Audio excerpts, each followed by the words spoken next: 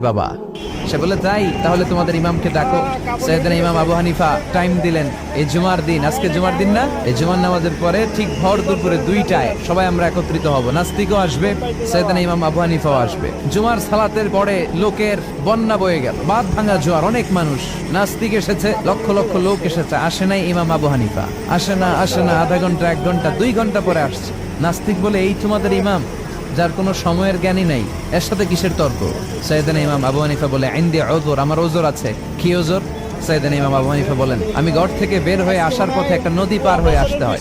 আজকে এসে দেখি নদীর মধ্যে কোনো মানুষ টানুষ নাই, নৌকা নাই, মাঝি নাই, কিচ্ছু নাই। তো হঠাৎ দেখলাম পাশে বিশাল বড় একটা গাছ, এই গাছটা এমনি এমনি 2 ভাগ হয়ে গেল।